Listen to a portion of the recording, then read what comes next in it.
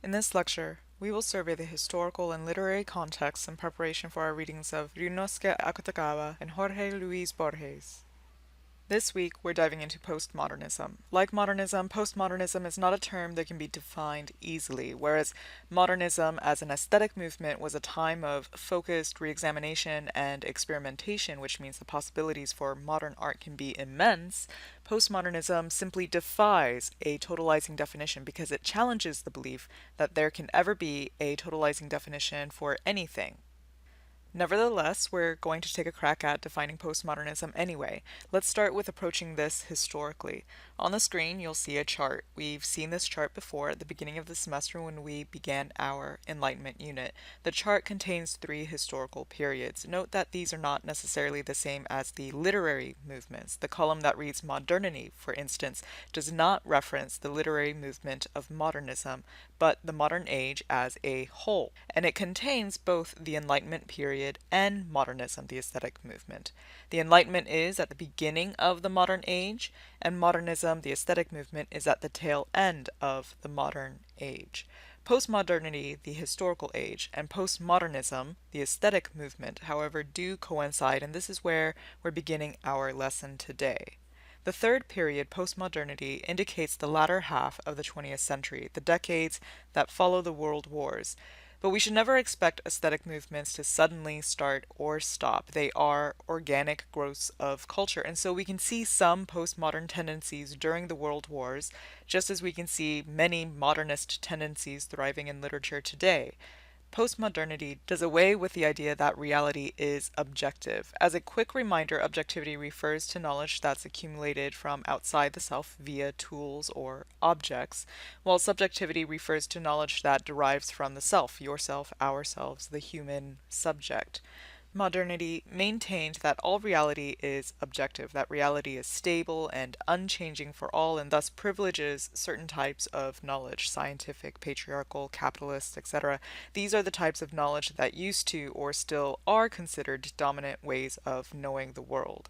In contrast, postmodernity and postmodernism insist that reality is subjective and constructed, that reality is not the same for all. So, whereas a modernist might say one person's view of the world is right or wrong based on whether their perception aligns with the dominant conception of reality, postmodernism does away with the idea that there is a dominant and privileged or right conception of the world, and instead admits the validity and legitimacy of all views. That is, everyone's view of the world has validity, even when these views may seem to contradict each other. So the child, disabled, elderly, black, Asian, Hispanic, impoverished, female, gay, the third world citizens all contribute to our total conception of reality, and no one gets to claim the central dominant role. Another way to think of postmodernity is that it purposefully questions meta-narratives, or the narratives that define our systems, beliefs, and experiences. Religious faith provided a meta-narrative in pre-modern times, and still does for many. In other words, religion defines a person's reality. Likewise, science provided a meta-narrative in modern times, and still does for many. In other words, scientific knowledge defines people's sense of reality. Postmodernity questions these meta-narratives by saying these meta-narratives do not answer all of our questions. That is, neither religion nor science alone can account for all of our experiences and questions. This is true even in ways that may sometimes seem counterintuitive. For instance, we often think of the sciences today as an objective authority, an authority that provides objective knowledge, true knowledge about reality. But postmodernists caution that we should always maintain an openness to innovation and revision, since scientific knowledge itself is not stable, but rather always changing. So what distinguishes modernism and postmodernism as literary aesthetics? Whereas modernists are generally working within a framework of binaries, things as they should be and things as they should not be, or as we discussed last week, reality as unreal or rationality as irrational, postmodernists work within a framework of multiplicity and difference. Postmodernists question these binary constructs and find that authority and knowledge is not at all centralized in institutions like corporations, media, education, and men, but actually decentralized. So postmodernists find importance in what we call non-traditional values and systems, the power of the consumer as opposed to a corporation and producer, the power of the reader as opposed to the author, the influence of the audience upon media, making media a two-way interchange, an emphasis on individual identity rather than on community, a redefinition of what makes a family. You could have two dads, one mom, mixed parents, an orphan, no children, etc. A question regarding what education is for, a focus on global rather than national identity, and a sense that tradition, history, and culture is disjointed and discontinuous rather than continuous and progressive. Sometimes it seems we're devolving rather than moving forward, and sometimes things seem to happen spontaneously. In the end, postmodernists argue that no one knows what they're supposed to be, but we make ourselves, we create ourselves. And I think this is something many of us can relate to. We often feel at a loss, not knowing what we're supposed to be doing, and this is a symptom of the postmodern condition. In short, postmodernism is the questioning of meta-narratives. Postmodernism is often called the culture of irony, where we put everything in quotation marks, and thus we question everything. What is truth, reality, humanity, etc.? Moreover, the idea here is not to put forth serious theories in reply, but to playfully and sometimes contradictorily acknowledge the instability of any possible answer. Ryūnosuke Akutagawa is one of the postmodern writers we'll be studying this week. Some background on him: he lived a difficult life, and as a result his writing can feel a little melancholic or morbid at times.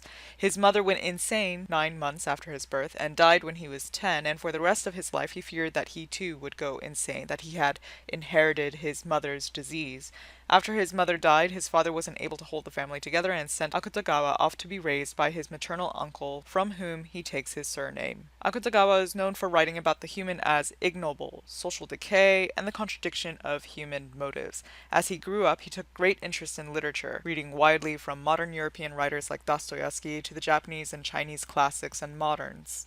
He eventually attended what is now known as the University of Tokyo, or Tokyo Imperial University as it was called then. And while there, he studied English, founded a literary magazine with two friends, and wrote his senior thesis on the 19th century British writer William Morris.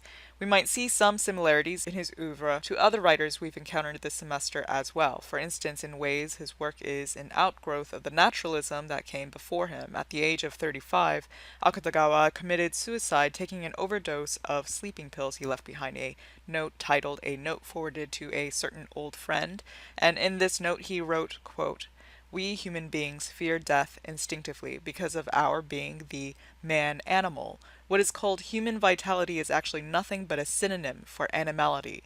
I am also but one instance of the man-animal. However, seeing that I tire of lust and the appetites, I may be losing this animality." What he writes about here should remind us of the naturalist aesthetic we've encountered in those like Kafka and Ichio, whose literature likewise explores what it means to be human and confronts the prospect that being human is nothing short of simply being an animal. Akutagawa's literature typically revolved around one of three time periods. These included the 12th century, or medieval Japan, the 16th century, a divisive time in Japan of civil war and Christian influence, and the 1870s and 80s, when Japan is modernizing and westernizing.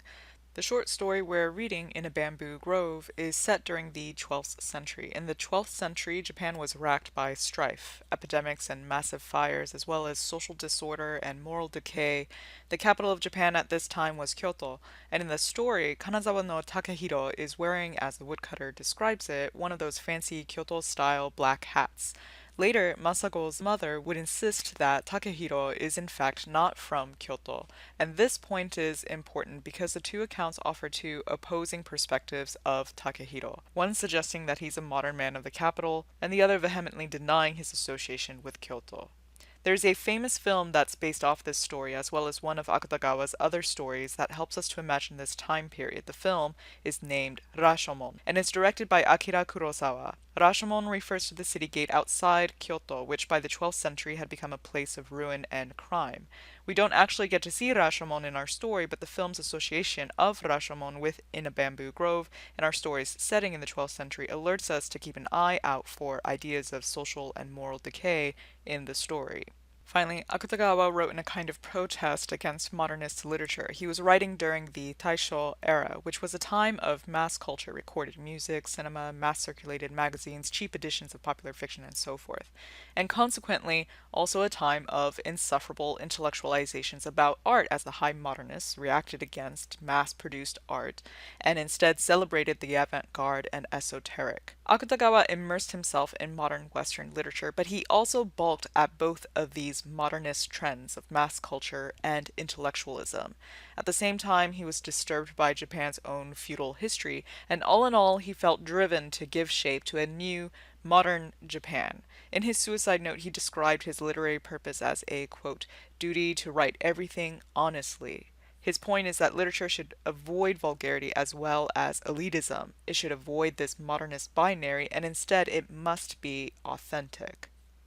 Jorge Luis Borges is another one of our postmodern writers for the week. Note how, like Akutagawa, his literary preparation is global. He was born in Buenos Aires, Argentina, grew up in Geneva, Switzerland, and lived in Spain. He could speak German, French, Latin, Spanish, and English. His first published work was a Spanish translation of the 19th century British author Oscar Wilde and his short story The Happy Prince. This was published when he was 10. And he engaged with several writers that we've already studied this semester, including Walt Whitman, whose works he also translated, and Franz Kafka, whose style inspired his own.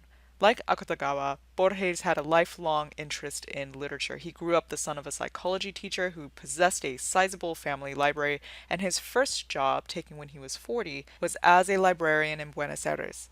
His mother was also literary, having translated works by those like William Faulkner, Franz Kafka, and D.H. Lawrence into Spanish, but following a life of letters was not an easy choice for Borges.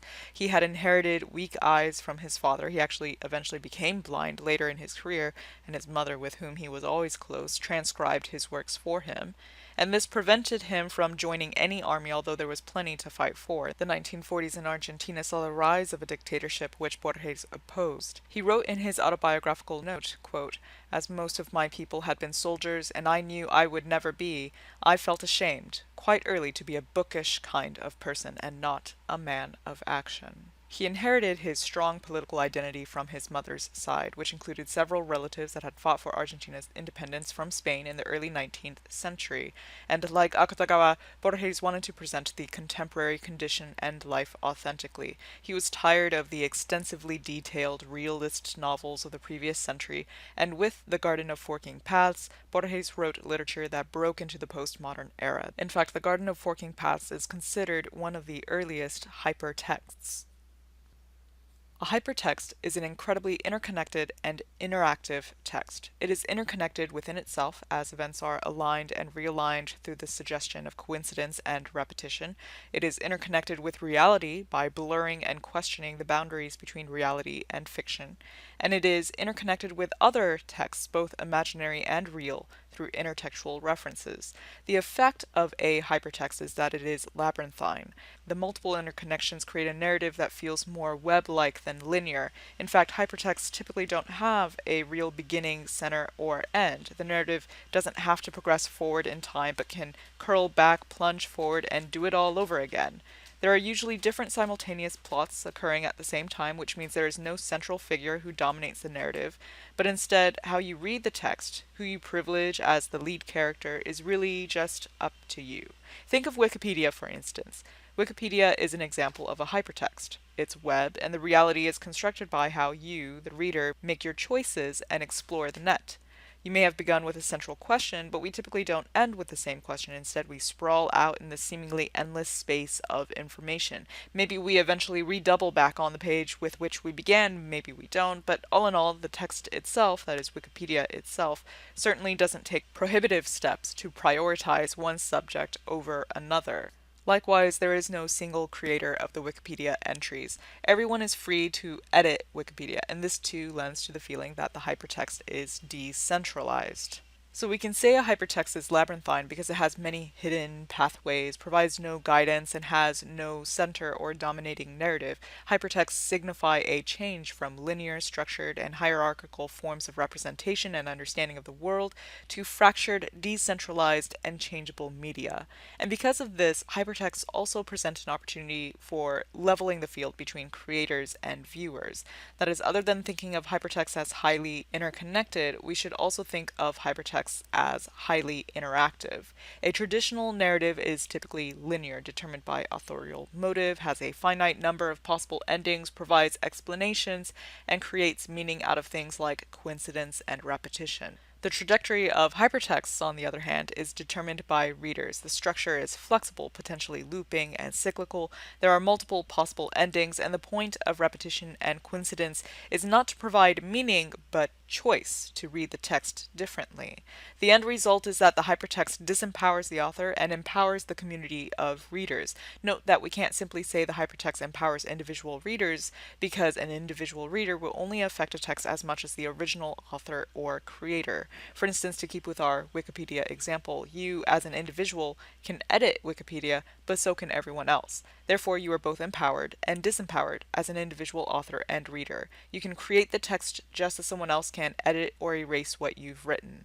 The power of the hypertext, then, is gifted to a community and not to individuals. And all this is to present a form of literature that is more true to postmodern life than previous forms of literature. The idea is that we're all participants in this world. We should not settle to be passive consumers or pawns of political parties, media, religions, etc. Instead, we should know that what we do and say has an effect on those around us. The things you say and the way you behave helps to shape the knowledge, beliefs, and behavior of those around you. And likewise, you are not the only author of your own life, but are influenced by those around you as well. Life is a network, and we all give and take of it and each other, and the hypertext represents this conception of reality. In our discussion forum this week, we'll look at how Borges' The Guardian of Forking Paths is one of the earliest forms of hypertext.